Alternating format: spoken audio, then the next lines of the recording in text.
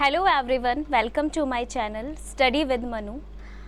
आज जो हम स्टार्ट कर रहे हैं वो हैं applications of theory of Jean पियाजे इन एजुकेशन सिस्टम।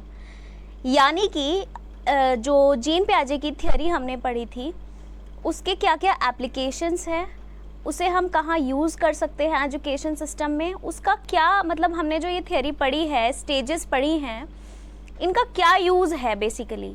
ठीक है, तो वो सब चीज़ें हम पढ़ेंगे। देखिए, सबसे पहले जो पियाजे कहते हैं वो कंस्ट्रक्टिविज्म पे जोड़ देते हैं, यानी कि रचनावाद। अब ये रचनावाद क्या है? रचनावाद का मतलब है कि बच्चा कुछ कंस्ट्रक्ट कर रहा है, कुछ किसी चीज़ की कहीं रचना कर रहा है।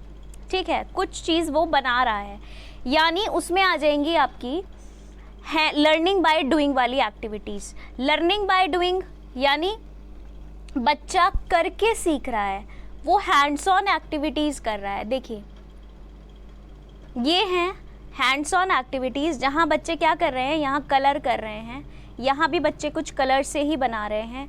यहाँ एक बच्चा है वो कार्ड्स की हेल्प से चीज़ों को क्लासिफाई कर रहा है। तो ये क्लासिफिकेशन का एक एग्जाम्पल है जो जीन पियाजे ने अपनी स्टेजेस में दिया है। तो बच्चा करके सीखता है, तो उसे कंस्ट्रक्टिविज्म और लर्निंग बाय, मतलब कंस्ट्रक्टिविज्म में ये सारे पॉइंट्स आते हैं। बेसिकली कुछ डिस्कवरीज कर रहे हैं, यानी कि कुछ चीज़ों का निर्माण कर रहे हैं। और हैंड्स ऑन एक्टिविटीज़ मतलब अपने हाथों से चीज़ें बना रहे हैं, अपने हाथों से कुछ ना कुछ गतिविधि कर रहे हैं। क्लासरूम में बच्चा एक्टिव है। सबसे बड़ी बात, क्लासरूम में बच्चा क्या है, एक्टिव है। तो एक्टिव पार्टिसिपेशन होगा बच्चे का, एक्टिव पैसिव नहीं होगा, एक्टिव होगा। तो यही है एक तरीके से कंस्ट्रक्टिविज्म, रचनावाद। बच्चे डिस्कवरीज करते हैं, कुछ ना कुछ नया सीखते हैं, एक्सपेरिमेंट्स करते हैं। Active participation in the classroom, बच्चे का एक्टिव पार्टिसिपेशन होता है। मतलब कि active participation in the sense, देखिए मैं आपको अभी बताती हूँ। ये है डिस्कवरी बाय चाइल्ड, बच्चा कुछ ना कुछ एक्सपेरिमेंट कर रहा है और कुछ डिस्कवर भी कर रहा है। मतलब ऐसा नहीं है कि वो साइंटिस्ट बन गया है, लेकिन वो कुछ ना कुछ एक्सपेरिमेंट करके उनसे कुछ सीखता है। ये सब हैंड्स ऑन एक्टिविटीज़ ही हैं। ठीक है, तो ये है डिस्कवरी बाय चाइल्ड, मतलब वो कुछ चीज़ों का निर्माण भी कर देता है। जैसे प्रोजेक्ट मेथड होता है ना, तो बच्चा उसमें कुछ ना कुछ अपनी ऐसी क्रिएटिविटी दिखाता है, कई बार टीचर भी हैरान हो जाता है। तो इस टाइप की जो ये सब चीज़ें आती हैं, ये कंस्ट्रक्टिविज्म के अंदर आती हैं। ठीक है, अब देखिए, active children in the classroom, बच्चा एक्टिव रहेगा क्लासरूम में। पैसिव होता है जहाँ बच्चे का कोई रोल नहीं है, बच्चे का इंटरेक्शन नहीं होता। लेकिन यहाँ क्या है, यहाँ इंटरेक्शन होगा और बच्चा एक्टिव रहेगा क्लासरूम में। मतलब जैसे टीचर्स के साथ एक्टिव है, अपने साथ के बच्चों के साथ एक्टिव है, तो वो है active children in the classroom. ठीक है, ये सब कुछ कंस्ट्रक्टिविज्म के अंदर आता है, रचनावाद के अंदर आता है। ठीक है, अब क्या है, टीचर का रोल क्या होगा कंस्ट्रक्टिविज्म में? क्या रोल होता है कंस्ट्रक्टिविज्म में? एक फैसिलिटेटर, यानी कि वो एक मदद करने के लिए आपके साथ है बस। मतलब टीचर एक हेल्प आपको दे सकता है, आपकी हेल्प कर सकता है किसी चीज़ में, तो वो आता है टीचर एज फैसिलिटेटर। टीचर वो क्या करेगा, वो सिर्फ बच्चे की मदद कर सकता है। ठीक है, मदद यानी अगर उसे किसी चीज़ में प्रॉब्लम आ रही है, जैसे यहाँ बच्चे हैं, आप देख रहे हैं ये एक्टिविटी कर रहे हैं। अगर बच्चे को कहीं किसी चीज़ की हेल्प की ज़रूरत है, तो वो टीचर उसे मतलब वो टीचर एक फैसिलिटेटर बन के, मतलब वो उसकी मदद कर सकता है उसमें, उसे थोड़ा सा हिंट दे सकता है उस चीज़ में, उसकी हेल्प कर सकता है, उसे करेक्ट करने में। अगर वो कुछ गलती कर रहा है तो उसका एक्टिव है क्लासरूम में, वो खुद एक्टिविटीज़ करके सीख रहा है। ठीक है, अब देखिए लर्निंग थ्रू क्लासरूम एक्सपीरियंसेस। अब बच्चे क्या करेंगे, क्लासरूम के भी कुछ एक्सपीरियंसेस होते हैं ना। बच्चा क्या करता है क्लासरूम में, अगर एक्टिव रहेगा तो वो उसे कुछ अनुभव मिलेंगे, उन अनुभव से भी वो सीखता है। ठीक है, तो ये है लर्निंग थ्रू क्लासरूम एक्सपीरियंसेस। ये सब इसकी एक तरीके से यूज़ हैं कि ये जो जीन पियाजे की थ्योरी थी, इसमें आप इसे एजुकेशन सिस्टम में कैसे यूज़ करते हो, ये सब चीज़ें आएंगी इसमें। ठीक है, एक्टिव पार्टिसिपेशन हो गया, और ये सब एक टीचर का रोल होगा, एक फैसिलिटेटर का, वो सिर्फ आपको हेल्प करने के लिए है। ठीक, देखिए इंडिविजुअल डिफरेंसेस क्या हैं। अब हर बच्चा एक जैसा नहीं होता, एवरी चाइल्ड इज़ यूनिक। हर बच्चे की अपनी एक अलग क्वालिटी होती है। अब देखिए इंडिविजुअल डिफरेंसेस क्या हैं। इंडिविजुअल डिफरेंसेस क्या हैं कि हर बच्चा अलग है, हर बच्चे का माइंड जो मतलब उसकी सोचने की थिंकिंग एबिलिटी जो है वो अलग है। किसी बच्चे को किसी टीचर का समझाया हुआ समझ में आता है, किसी टीचर को किसी बच्चे को और दूसरे टीचर का समझाया हुआ समझ आता है। तो हर बच्चा अपने फील्ड में अलग है। कोई ड्राइंग में बहुत अच्छा हो सकता है, हर बच्चा अलग तरीके से चीज़ों को समझता है। अब मैं यहाँ पढ़ा रही हूँ, ज़रूरी नहीं है कि सबको चीज़ें समझ में आए, ठीक है। कुछ बच्चे ऐसे भी हो सकते हैं जिन्हें नहीं समझ में आएगा, कुछ होंगे जो बहुत जल्दी समझ जाएंगे, कुछ तो हर बच्चे का अपना IQ लेवल होता है। हर बच्चा अलग तरीके से चीज़ों को सीखता है। तो हर बच्चे में अलग अलग क्वालिटीज़ होती हैं। तो ये जो क्वालिटीज़ हैं इनको ही मतलब इसी तरीके से हम हर बच्चा जैसे अपने लेवल पे भिन्न है, मतलब अलग है, डिफरेंस है, तो उसी को इंडिविजुअल डिफरेंस कहा गया है। अब ऐसा नहीं हो सकता कि एक बच्चा है थोड़ा सा कमज़ोर है तो आप उसे बहुत हाई लेवल पे एकदम से नहीं ले जा सकते। टीचर का सबसे पहला फर्स्ट स्टेप है बच्चे को पहचानना कि वो किस लेवल पे है। ये फर्स्ट स्टेप होता है। आप जब बेसिक क्लास स्टार्ट करते हो, अगर आप सभी फ्यूचर टीचर बनने जा रहे हैं, तो सबसे पहला आपका स्टेप होगा कि बच्चे का लेवल चेक करना। My father is also a mathematics lecturer and he is in this field around 30 years and he is very experienced and I have learned lot of things from him. मैंने उनसे बहुत कुछ सीखा है। क्या उन्होंने मुझे एक बात समझाई थी कि जब भी कभी आप पढ़ाने बैठो बच्चे को, पहले उसका लेवल चेक करो, ठीक है। उसका पहले लेवल चेक करो, उसके बाद कि वो कहाँ स्टैंड करता है। बाई चांस आप उसे बहुत हाई लेवल पे ले गए और उसको बेसिक भी नहीं पता, उससे हाई लेवल पे एकदम से कैसे वो चीज़ों को कैच कर पाएगा। तो हमारा फर्स्ट स्टेप होता है बच्चे को पहचानना कि वो किस लेवल पे स्टैंड कर रहा है, उसका लेवल क्या है, हम कहाँ से शुरुआत करें। और वो जब आप एक दो सवाल बच्चे से करोगे, उसे समझाने की कोशिश करोगे, आपको पहचान में आ जाता है, ठीक है। अगर आप टीचर बनने जा रहे हैं तो ये क्वालिटी टीचर में होती है, वो बच्चे को पहचानता है कि उस बच्चे को कितना आता है और मुझे कहाँ से शुरुआत करनी है। तो हर बच्चा अलग है, ठीक है। हर बच्चे की समझने की जो क्षमता है वो अलग है। हर बच्चे का अपना IQ लेवल भी अलग है। कोई बच्चा बहुत जल्दी समझता है, कोई नहीं समझता। कोई मतलब आप एक ही मेथड से सबको नहीं पढ़ा सकते, आपको डिफरेंट मेथड्स अपने उसमें रखने चाहिए। मतलब अगर एक मेथड आपका फेल होता है तो आप दूसरा मेथड रखोगे। तो हर बच्चा जैसे ये अपने लेवल पे अलग है, मतलब समझने की उसकी क्षमता अलग है, कोई किसी तरीके से समझेगा, कोई किसी तरीके से समझेगा। तो वही इंडिविजुअल डिफरेंसेस हैं, मतलब बच्चे के अंदर अंतर है। हर बच्चा अपनी जगह अच्छा है, बच्चे को आप गलत नहीं कह सकते, बस इंडिविजुअल डिफरेंसेस मतलब हर बच्चा अलग तरीके से चीज़ों को समझता है। तो टीचर का फ़र्ज़ है कि उसे सबसे पहले समझे कि वो कहाँ स्टैंड करता है, उसके लिए क्या मेथड सूटेबल है। तो ये स्टेजेस का इसीलिए उन्होंने स्टेजेस दी ना कि इतनी स्टेज में बच्चा ये सब समझ लेता है।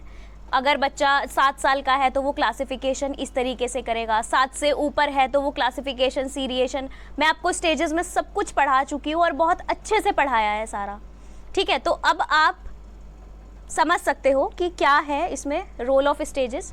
अब देखिए रेडीनेस टू लर्न।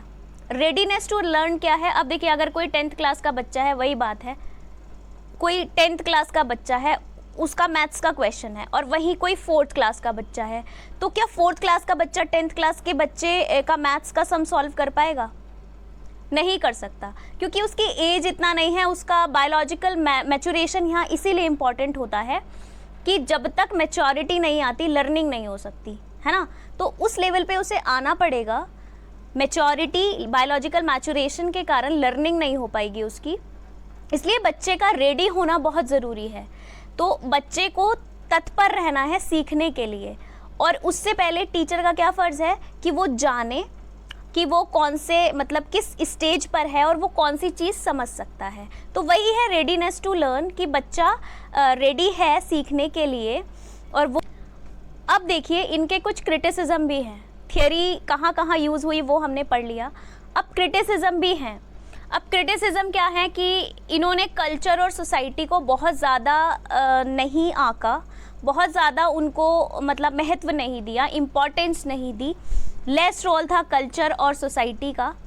दूसरी चीज़, उन्होंने इम्पोर्टेंस इन्वायरमेंट को कम दी थी। मैंने आपको बताया था सोसाइटी को दिया था इम्पोर्टेंस, लेकिन उतनी ज़्यादा नहीं। सबसे ज़्यादा इन्होंने हेरिडिटी माना, लेकिन ऐसा नहीं होता। अब देखिए अब देखिए 2 जुड़वा भाई हैं। अब आप इसे इस चीज़ से समझना, 2 जुड़वा भाई हैं। एक बच्चा शहर में जाता है, बहुत अच्छे स्कूल में, अच्छे लेवल के स्कूल में वो पढ़ाई करने चला जाता है। एक बच्चा एक ऐसे एनवायरनमेंट में पढ़ता है जहाँ टीचर्स इतने अच्छे नहीं हैं, वो नॉलेजेबल भी नहीं हैं और वो अच्छे से नहीं सिखा पाते बच्चे को। तो दोनों को एनवायरनमेंट अलग मिला, हालांकि उनकी एज सेम है क्योंकि वो ट्विंस हैं, एज तो सेम है। लेकिन जब वो बच्चे एक जगह, मतलब दोनों भाई एक जगह मिलते हैं 20 साल के बाद, तो दोनों की लाइफ में कितना अंतर होता है। जो हायर क्लासेस के लिए गया था, जो एक बहुत अच्छे एनवायरनमेंट में बच्चा पढ़ा था, उसकी पढ़ाई इतनी अच्छे लेवल पे हुई और वो बहुत अच्छी चीज़ें सीखा उसका, क्योंकि उसका एनवायरनमेंट ऐसा था, ठीक है। और जो बच्चा बेचारा गांव में रहा जहाँ टीचर्स इतने अच्छे नहीं थे, वो पिछड़ गया, वो थोड़ा बैकवर्ड हो गया, वो उसके सामने बात भी ढंग से नहीं कर पा रहा था। हालांकि दोनों भाई हैं, लेकिन क्या है, एज भी दोनों की सेम है क्योंकि ट्विंस थे, लेकिन एक को बहुत अच्छा इन्वायरमेंट मिला और एक को बहुत बेकार इन्वायरमेंट मिला। अब इन्वायरमेंट का यहाँ पे इन्होंने थोड़ा सा रोल घटा दिया, इन्होंने हेरिडिटी को ही ज़्यादा इम्पोर्टेंस दी। अब यहाँ तो क्या हुआ, यहाँ देखो हेरिडिटी इम्पोर्टेंट है, एज के साथ कॉग्निटिव डेवलपमेंट होता है, ये बात बिल्कुल सही है, लेकिन हर जगह ऐसा पॉसिबल नहीं है। अगर एज बढ़ रही है, अब देखो दोनों बच्चों को एनवायरनमेंट अलग मिला, जिसकी वजह से क्या हुआ कि एक का तो बहुत अच्छे से कॉग्निटिव डेवलपमेंट हुआ और एक का उतने अच्छे से नहीं हो पाया। तो यहाँ एनवायरमेंटल फैक्टर ज़्यादा इम्पोर्टेंस रखता है, ठीक है। तो जितना हेरिडिटी इम्पॉर्टेंट है ना, उतना ही एनवायरनमेंट भी इम्पॉर्टेंट है। तो इन्होंने थोड़ा एनवायरनमेंट को कम आंका, इस हिसाब से इन्होंने किसको ज़्यादा दी प्रेफरेंस, इन्होंने ज़्यादा प्रेफरेंस दी हेरिडिटी को। तो ये इनका, इसी के लिए इन्हें क्रिटिसाइज़ किया गया कि ऐसा हर जगह आप नहीं कह सकते हो कि सिर्फ हेरिडिटी ही इम्पॉर्टेंट है। भाई इन्वायरमेंट भी इतना ही हेरिडिटी को मतलब कम नहीं आंक सकते, ठीक है। ये एक इनका वो था। दूसरा भी ये है, अब ये बोलते हैं ट्रेनिंग ज़्यादा इम्पॉर्टेंट नहीं है अकॉर्डिंग टू पियाजे। अब देखिए एक छोटा बच्चा, अब ये क्या कहते हैं कि सिर्फ एज जैसे जैसे बच्चे की बढ़ेगी कॉग्निटिव डेवलपमेंट होगा और दिमाग उसी हिसाब से, बच्चे का मतलब मस्तिष्क का विकास उसी हिसाब से होगा एज के अकॉर्डिंग। ये बोलते हैं कि अगर बच्चे को ट्रेनिंग भी दी जाए ना तो वो उसकी किसी काम की नहीं। अब ये बात भी कहते हैं कि बच्चे को आप ट्रेनिंग भी दे दो, बहुत अच्छी ट्रेनिंग दो, तब तक नहीं दे सकते, तब तक वो उस एज पे नहीं आ जाता। लेकिन ये भी कहीं ना कहीं हमेशा ऐसा नहीं होता, कुछ हद तक बात ठीक है।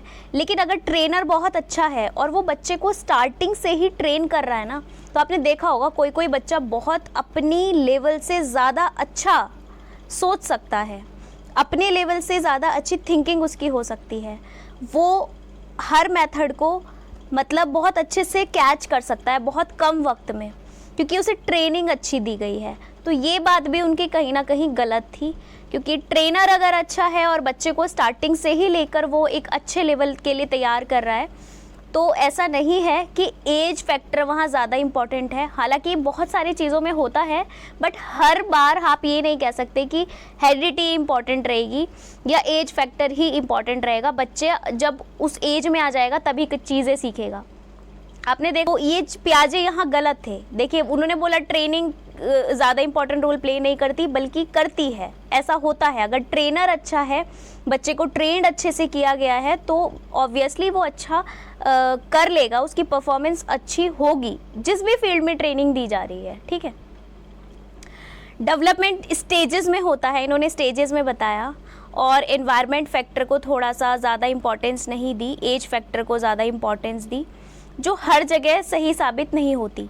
डेवलपमेंट स्टेजेस में होता है, मैंने आपको पहले ही बताया था, नहीं होता, ग्रेजुअली होता है, स्टेजेस में एकदम से कुछ भी चेंज नहीं होता।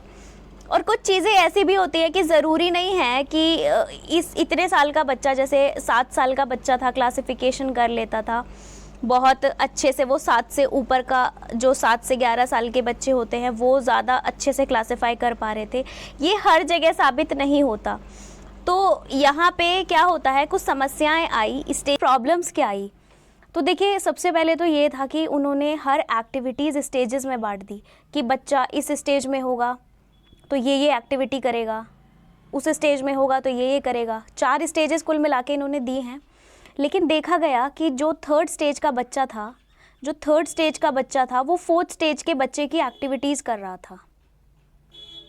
और वो 4th स्टेज का जो बच्चा था, कुछ बच्चे ऐसे थे जो 4th स्टेज में भी आ गए लेकिन वो 3rd की एक्टिविटीज़ कर रहे हैं, 4th की नहीं कर पा रहे। तो ये समस्याएं आई। जैसे 2nd स्टेज का कोई बच्चा है जो 2nd स्टेज में आता है बट वो 3rd स्टेज की भी एक्टिविटीज़ कर सकता है। तो ये कोई स्पेसिफिक नहीं था कि इस स्टेज में बच्चे आके यही एक्टिविटीज़ करेंगे, उस स्टेज में आके ये करेंगे। तो यहाँ पे स्टेजेस के साथ कुछ प्रॉब्लम्स आई। तो स्टेजेस विद प्रॉब्लम्स, ये भी इसके लिए, इस चीज़ के लिए भी इन्हें क्रिटिसाइज़ किया गया।